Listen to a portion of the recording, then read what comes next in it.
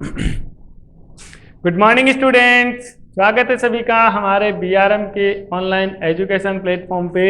और मैं मुकेश प्रजापत आपको पढ़ाने वाला हूँ। साइंस क्लास 8 के लिए पढ़ रहे हैं हम। और क्लास 8 के लिए जो अपना टॉपिक चल रहा है, चैप्टर चल रहा है, उसका नाम है वर्क एंड एनर्जी। वर्क क्या होता है, एनर्जी क्या होती है, इसके बारे में पढ़ना है। तो लास्ट क्लास जो हुई थी, अगर किसी ने लास्ट क्लास नहीं देखी है तो प्लीज लास्ट क्लास देखो पहले जाकर के, उसके बाद आप इस लेक्चर को लो, क्योंकि उस क्लास के अंदर पूरा बताया है कि डिस्प्लेसमेंट क्या होता है, डिस्प्लेसमेंट के बाद फोर्स क्या होता है, और फिर हमने देखा था वर्क क्या होता है। तो इन सब बातों के लिए हमने क्या किया था, डिस्प्लेसमेंट। देखो एक पेन था, इसी पेन के ऊपर मैं फोर्स लगा रहा हूं, तो फोर्स लगाऊंगा तो इसकी पोजीशन एक पोजीशन से दूसरी पोजीशन पे पहुंच जाएगी, यानी चेंज हो जाएगी position A to B. Position A से बी चेंज हो रही है, इसका मतलब यहां पर क्या हो रहा है, डिस्प्लेसमेंट चेंज हो रहा है। क्या चेंज हो रहा है, डिस्प्लेसमेंट चेंज हो रहा है। लेकिन ये डिस्प्लेसमेंट अगर जीरो हो जाए, डिस्प्लेसमेंट क्या हो जाए, जीरो हो जाए, तो वर्क भी क्या हो जाएगा, जीरो हो जाएगा। और वहीं से हमने एक वर्क की डेफिनेशन निकाली थी, work is the product of किस किस का, force and displacement. Force and displacement का जो प्रोडक्ट होता है उसी को हम क्या बोलते हैं, वर्क बोलते हैं। क्लियर हुई बात? चलो, अगर ये बात क्लियर हो गई है तो अब हम क्या निकालने वाले हैं, एनर्जी निकालने वाले हैं। क्या निकालने वाले हैं, एनर्जी निकालने वाले हैं। चलो एक बात बताइए मुझे, एक कोई 1 kg का पत्थर है, कितने केजी का, 1 kg का पत्थर है, स्टोन है। 1 kg स्टोन को, और एक होता है 5 kg स्टोन। आप अगर 1 kg स्टोन को पुश करते हो एक तो, और एक आप दूसरी साइड में 5 kg स्टोन को पुश करते हो, आपको ज्यादा मेहनत किसमें करनी पड़ेगी, जब आप 5 kg पुश करोगे, यानी 5 kg का मास ज्यादा होता है तो उसमें आपको फोर्स क्या लगाना पड़ेगा, ज्यादा अप्लाई करना पड़ेगा। और अगर किसी भी क्वांटिटी के फोर्स को ज्यादा अप्लाई करना पड़ रहा है, इसका मतलब आपको वर्क ज्यादा करना पड़ेगा। फोर्स की वैल्यू बढ़ गई है तो आपको वर्क की क्वांटिटी भी क्या होगी, बढ़ जाएगी। वर्क की क्वांटिटी क्या हो जाएगी, बढ़ जाएगी। कोई बच्चा है जो 1 kg के स्टोन को तो पुल कर लेता है और उसको एक जगह से दूसरी जगह डिस्प्लेस कर देगा, लेकिन वो 5 kg को, किसको, 5 kg को डिस्प्लेस नहीं कर पाएगा, तो उस कंडीशन को हम क्या बोलते हैं कि 1 kg के लिए तो उसका वर्क है, लेकिन 5 kg के लिए उसका वर्क क्या है, जीरो है। क्या है, जीरो है। अब ये वर्क जीरो हुआ, इसका मतलब उसमें इतनी पावर नहीं थी, उतनी एनर्जी नहीं थी कि ये इसको हिला सके। बात समझ आई? फोर्स की वैल्यू बढ़ी तो वर्क की वैल्यू बढ़ी, और वर्क की वैल्यू बढ़ती है मतलब आपको ज्यादा एनर्जी की रिक्वायरमेंट होगी, आप ज्यादा थकावट महसूस करोगे। ये आपने प्रैक्टिकली देखा होगा। अगर आप ज्यादा टायर्ड महसूस करते हो, इसका मतलब क्या है कि आपको वर्क ज्यादा करना पड़ा है। वर्क ज्यादा करने का मतलब क्या है, आपकी एनर्जी जो है वो ज्यादा यूटिलाइज हुई है, और एनर्जी यूटिलाइज हुई है इसीलिए आपका शरीर जो होता है वो रेस्ट मांगता है, और आप कहते हो कि आई एम टायर्ड, मैं थक चुका हूं। बात समझ आ रही है? इसका मतलब क्या हुआ, इसका मतलब हुआ कि वर्क अगर आप ज्यादा कर रहे हो, एनर्जी ज्यादा लग रही है, वर्क अगर आप कम कर रहे हो, एनर्जी कम लग रही है। तो एनर्जी और वर्क आपस में इंटर रिलेटेड हुए।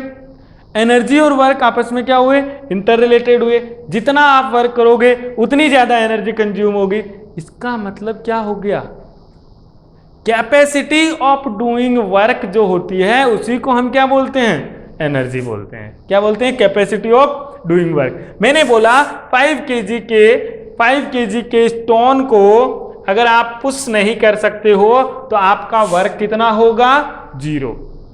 वर्क अगर जीरो है तो इसका मतलब एनर्जी क्या है आपकी, जीरो है। एनर्जी क्या है आपकी, जीरो है। और एनर्जी जीरो हो गई है, इसका मतलब क्या हो गया, एनर्जी अगर जीरो हो गई है इसका मतलब आप में कैपेसिटी नहीं है कि आप इस वर्क को कर सको, आप इस स्टोन को हिला सको, वो कैपेसिटी आप में नहीं है। तो रेट ऑफ डूइंग वर्क या कैपेसिटी ऑफ डूइंग वर्क आपके पास नहीं है, तो आपकी एनर्जी भी आपके पास में नहीं है। बात समझ आई? तो एनर्जी बेसिकली क्या होती है? एनर्जी इज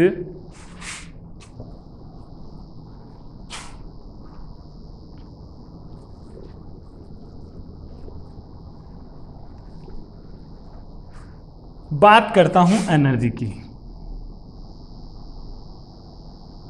एनर्जी को हम ई से रिप्रेजेंट करते हैं और एनर्जी क्या होती है? Capacity to doing work. Capacity to doing work यानी वर्क करने की जो कैपेसिटी होती है उसी को हम क्या बोल रहे हैं? एनर्जी बोल रहे हैं। Capacity to doing work, capacity of doing work is known as energy. बात समझ आई है? अब इसका एक अदर एग्जांपल मैं देना चाहूं तो देखो इधर, ये है, ये एक छोटा स्टोन है। इस छोटे से स्टोन को आप यहां से गिराते हो, मतलब यहां से इसको नीचे गिराओगे, आराम से गिर गया।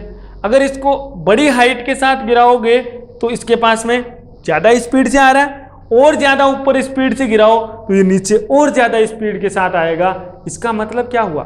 इसका मतलब हाइट के साथ इसकी एनर्जी क्या होती जा रही है? इंक्रीज होती जा रही है। हाइट बढ़ा रहे हो तो इसके पास में एनर्जी ज्यादा है, और एनर्जी ज्यादा है तो उस एनर्जी को हम बोलते हैं पोटेंशियल एनर्जी, जो कि हम आगे देखेंगे। तो देखिए, एनर्जी जो होती है, unit of energy, unit of energy is joule. क्या होती है? जूल। वर्क की क्या होती है? जूल। एनर्जी की क्या होती है? जूल। सेम क्यों हुई? अरे भाई, जो आप वर्क कर रहे हो वही तो एनर्जी है, और एनर्जी क्या है? Rate of capacity to doing work, मतलब आपकी कैपेसिटी है, आप इतना वर्क कर सकते हो। एक लिमिट डिफाइंड करी है। क्या डिफाइंड करी है? लिमिट डिफाइंड करी है कि इतना वर्क आप कर सकते हो तो इतनी एनर्जी आपके पास में है। इससे ज्यादा वर्क करते तो आपकी एनर्जी ज्यादा हो पाती, लेकिन आपकी एनर्जी कम है तो आप इतना ही वर्क कर सकते हो। बात समझ आ रही है? उसी को हम क्या बोलते हैं? एनर्जी बोलते हैं। एनर्जी टू टाइप की होती है। Energy are of energies are of two types. कौन कौन सी होती है? पहली हम लिखते हैं काइनेटिक एनर्जी,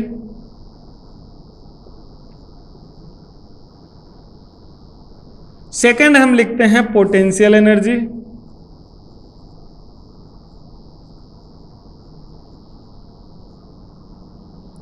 फर्स्ट हमने क्या लिखा?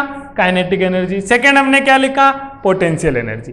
तो किसी भी ऑब्जेक्ट के पास में या तो काइनेटिक एनर्जी हो सकती है या फिर पोटेंशियल एनर्जी हो सकती है। क्या दोनों हो सकती है? यस, हो सकती है। तो अब ये नाम काइनेटिक क्या है और पोटेंशियल क्या है? बात समझ आ रही है? काइनेटिक क्या होती है, पोटेंशियल क्या होती है, इसको समझने से पहले आप इसको नोट डाउन कीजिए, फिर हम चलते हैं आगे और इस पे लेके आते हैं काइनेटिक क्या होती है और पोटेंशियल क्या होती है।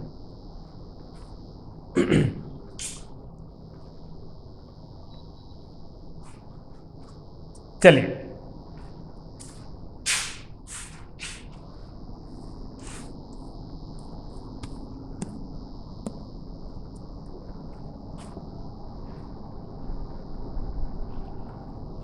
देखो इधर,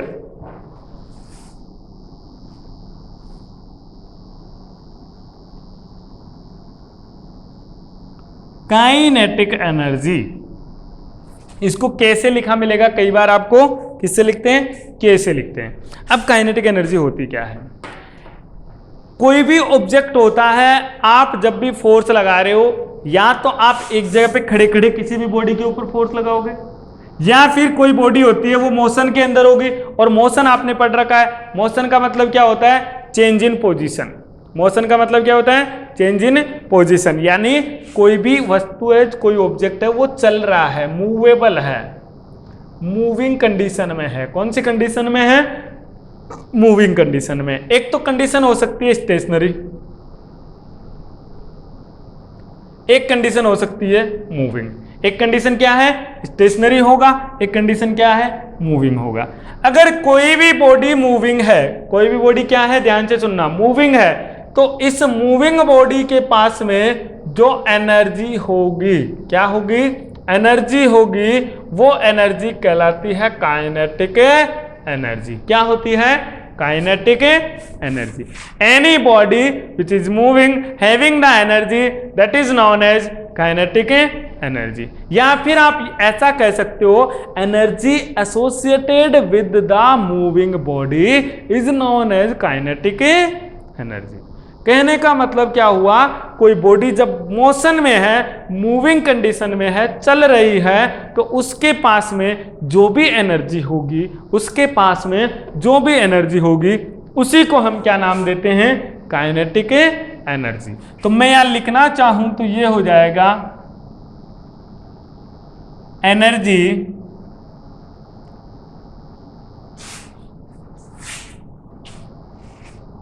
associated with the moving object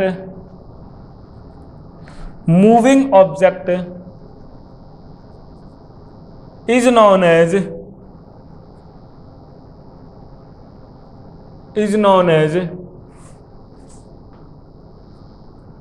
known as kinetic energy।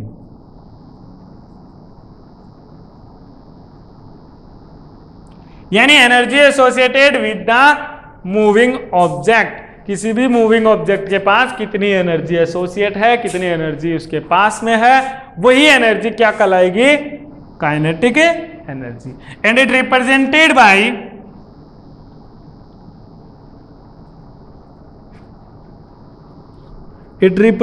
Bye K. किससे रिप्रेजेंट करेंगे, के से। तो के इज इक्वल टू क्या होता है, काइनेटिक एनर्जी, और इसको हम लिखते हैं हाफ एम वी स्क्वायर से। किससे लिखते हैं, हाफ एम वी स्क्वायर से। एम होता है मास, वी होती है velocity, where m is equal to क्या है, mass of object, v is equal to क्या है, वेलोसिटी ऑफ ऑब्जेक्ट। क्या है, velocity of object, mass of object, velocity of object, और k इज इक्वल टू क्या हो जाएगा, half m v square. Energy associated with the motion. Clear. कोई भी दिक्कत हो तो आप बेझिझक पूछ सकते हो। यहां तक आई थिंक समझ में आया होगा आपको। लिखिए इसको एक बार, फिर हम चलते हैं आगे। चलिए, अब बात आती है पोटेंशियल एनर्जी क्या होती है।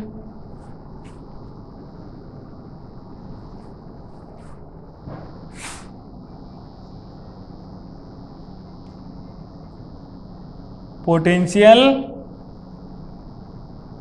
एनर्जी, पोटेंशियल एनर्जी को पीई से लिखा मिलेगा कहीं पे, या फिर कहीं पे ई से भी लिखा मिल सकता है। कई जगह इसको यू से भी लिख देते हैं। किससे लिख देते हैं, यू से लिख देते हैं। बट आपको ध्यान में रखना है पोटेंशियल एनर्जी होती क्या है। देखो, अभी अभी हमने एक एग्जाम्पल देखा था उसी एग्जाम्पल को दोबारा करते हैं। इधर देखिए, ये कोई ढक्कन है, ध्यान से देखना है, इस ढक्कन को ऑब्जर्व करना है। इस ढक्कन को मैंने यहां से छोड़ा, गिर गया। देखो, यहां से छोड़ा, गिर गया। यहां से छोड़ता हूं, नीचे गया। यहां से छोड़ा, नीचे गया। यहां से छोड़ा और नीचे गया। यहां से छोड़ा, जल्दी से नीचे गया। कहने का मतलब क्या हुआ, जब भी आप इसकी पोजीशन चेंज कर रहे हो, हाइट बढ़ा रहे हैं, तो हाइट के साथ में ये एक स्पीड पकड़ रहा है, जिस स्पीड के साथ नीचे जा रहा है। देखो, यहाँ पे धीरे से गया, लेकिन यहाँ पे ज्यादा स्पीड थी इसके पास, और यहाँ पे और ज्यादा स्पीड थी इसके पास। कहने का मतलब इसकी जैसे जैसे आप पोजीशन चेंज कर रहे हो, एनर्जी चेंज हो रही है। क्या चेंज हो रहा है? एनर्जी। क्यों हो रही है एनर्जी चेंज? क्योंकि देखो ये जो स्पीड बढ़ रही है उस स्पीड के पीछे एक फोर्स काम करता है। क्या काम करता है? फोर्स वर्क करता है, और जो फोर्स लग रहा है, फोर्स की वैल्यू बढ़ रही है, इसका मतलब एनर्जी उसकी बढ़ रही है। अगर किसी भी ऑब्जेक्ट की पोजीशन के साथ एनर्जी चेंज होती है तो हम क्या कहेंगे कि भाई पोजीशन भी एक एनर्जी कैरी करता है। जैसे जैसे आप पोजीशन चेंज करोगे तो उसकी एनर्जी चेंज हो जाएगी। इसका मतलब ये हुआ कि उसकी पोजीशन के साथ कुछ ना कुछ एनर्जी एसोसिएट है, और वो जो एनर्जी एसोसिएट है पोजीशन के साथ में, उसी एनर्जी को हम क्या बोल देते हैं? Potential energy. और ये मोशन में नहीं होती है, ये रेस्ट पे होती है। ये किस पे होती है? रेस्ट पे होती है, यानी जब कोई बॉडी कहाँ पर किस तरीके से रखी हुई है। पोटेंशियल एनर्जी का मतलब क्या होता है? कोई बॉडी या ऑब्जेक्ट किस तरीके से कहां पर प्लेस किया हुआ है, उसमें कितनी एनर्जी होगी, वही होती है उसकी पोटेंशियल एनर्जी। क्लियर है? Clear to everybody?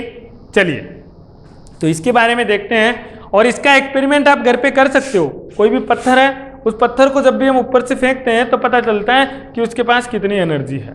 बात समझ आ रही है?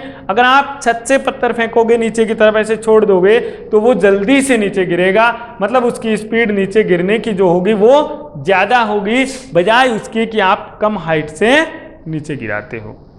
तो पोटेंशियल एनर्जी क्या होती है? Energy associated with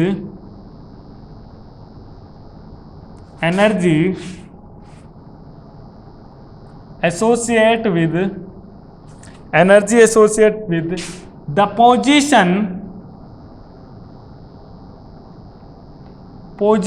of any object is known as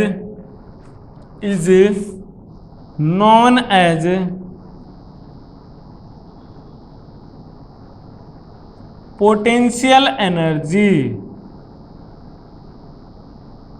is known as potential energy. यानी किसी भी ऑब्जेक्ट के पास में पोजीशन की वजह से जो एनर्जी होती है उसी को हम क्या बोलते हैं? पोटेंशियल एनर्जी कहते हैं। क्लियर है? क्लियर है? लिखिए एक बार इसको कि पोटेंशियल एनर्जी क्या थी। पोटेंशियल एनर्जी क्या होती है? पोजीशन के साथ में जो भी एनर्जी होगी उसी को हम क्या लिख देंगे? Potential energy. क्लियर है? It can be changed by changing the position. It can be changed by changing the position. Position को जब चेंज करोगे तो पोटेंशियल एनर्जी भी क्या हो जाएगी? चेंज हो जाएगी। और मैं अगर कहना चाहूं तो ये भी कह सकता हूं कि पोटेंशियल एनर्जी P जो होती है वो mgh के इक्वल होती है। किसके इक्वल होती है? mgh के इक्वल होती है। इसकी भी यूनिट क्या हो जाएगी? यूनिट जूल होती है। जितनी भी एनर्जी देखोगे सबकी यूनिट क्या होती है? जूल होती है। इनके अलावा भी और टाइप होते हैं जो हम पढ़ेंगे फर्दर क्लासेस के अंदर, लेकिन फिलहाल के लिए अपने को दो चीजें याद में रखनी है कि पोटेंशियल की एनर्जी क्या होती है और काइनेटिक एनर्जी क्या होती है। एक बार मैं फिर से रिवाइज करवाता हूं, पोटेंशियल एनर्जी क्या होती है और काइनेटिक एनर्जी क्या होती है। Kinetic energy, energy associated with motion. Energy associated with motion is known as kinetic energy. And energy associated with position, energy associated with position, इसको हम बोलते हैं क्या? Potential energy. क्लियर है? अब दिमाग में सवाल होता है कि सर किसी ऑब्जेक्ट के पास कौन सी होगी? तो किसी के पास काइनेटिक है तो पोटेंशियल भी हो सकती है, पोटेंशियल है तो काइनेटिक भी हो सकती है, दोनों एक साथ भी हो सकती है, दोनों इंडिविजुअल भी हो सकती है। It is depends on the object. Object की कंडीशन क्या है उसके ऊपर डिपेंड करता है कि काइनेटिक होगी या फिर पोटेंशियल होगी। बात समझ आई? तो इसको राइट डाउन कीजिए, फिर हम लिखते हैं आगे, दैट इज मैकेनिकल एनर्जी। एक नाम आता है मैकेनिकल एनर्जी। चलिए, हमने पोटेंशियल एनर्जी पढ़ लिया, काइनेटिक एनर्जी पढ़ लिया, एक थर्ड एनर्जी की फॉर्म है जिसको हम बोलते हैं मैकेनिकल एनर्जी। क्या नाम आता है?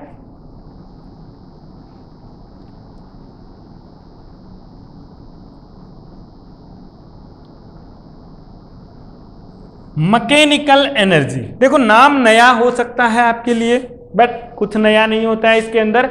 इस मैकेनिकल एनर्जी का नाम है, ये क्या है कि कोई भी ऑब्जेक्ट है, इसके पास कितनी काइनेटिक एनर्जी है और कितनी पोटेंशियल एनर्जी है, उन दोनों का जो सम होगा वो सम किसके इक्वल होता है? मैकेनिकल एनर्जी को। कहने का मतलब क्या है, इसके पास दो एनर्जी एक साथ बता रहा हूं मैं, यानी काइनेटिक है, पोटेंशियल भी है। ये मोशन कर रहा है तो इसके पास क्या है? काइनेटिक एनर्जी है।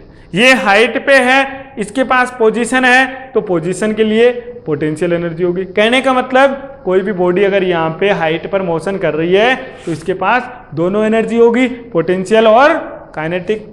पोटेंशियल और काइनेटिक दोनों है, इसका मतलब इन दोनों को अलग अलग नाम से बुलाने की बजाय हम क्या करेंगे, एक कॉमन नाम यूज करेंगे, और उस कॉमन नाम का नेम क्या है? मैकेनिकल एनर्जी है। क्या नाम है?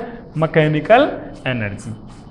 तो मैकेनिकल एनर्जी क्या हो जाएगा? It is the sum of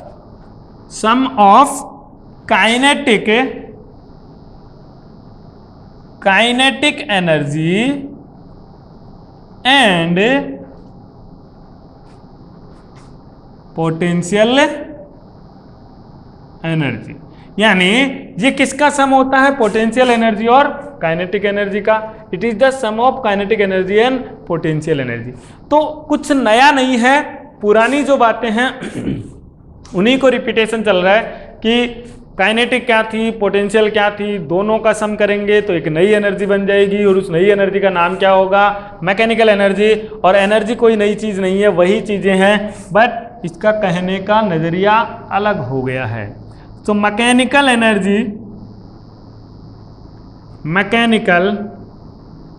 energy जो होती है वो किसके इक्वल होगी?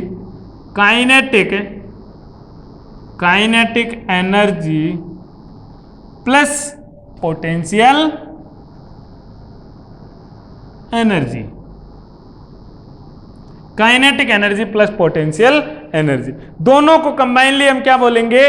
मैकेनिकल एनर्जी बोलेंगे। बात समझ आई? दोनों को कंबाइनली हमने बोल दिया मैकेनिकल एनर्जी। किस किस को? काइनेटिक एनर्जी को और पोटेंशियल एनर्जी को। Is it clear?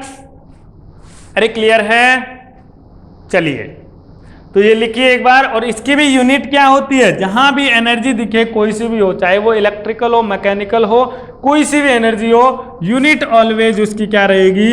Unit joule ही होती है। क्या होती है? Joule, JOULE, joule. ये जूल नाम का एक साइंटिस्ट था जिसके नाम पे इस एनर्जी की यूनिट आई थी, और उसी ने वर्क पावर एनर्जी थ्योरम दी थी। इसके बाद अपना एक टॉपिक आता है कंजर्वेशन ऑफ एनर्जी। क्या नाम आता है? Conservation of energy. यानी एनर्जी जो होती है वो कंजर्व रहती है।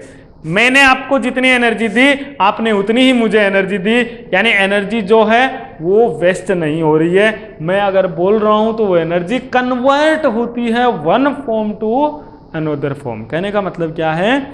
Energy can not be destroyed nor be created. Energy को ना बनाया जा सकता, ना ही नष्ट किया जा सकता। यानी energy can not be created nor be destroyed is known as the energy conservation law, जो कि हम पढ़ेंगे नेक्स्ट लेक्चर में। तब तक के लिए आप एक बार इसको लिखिए।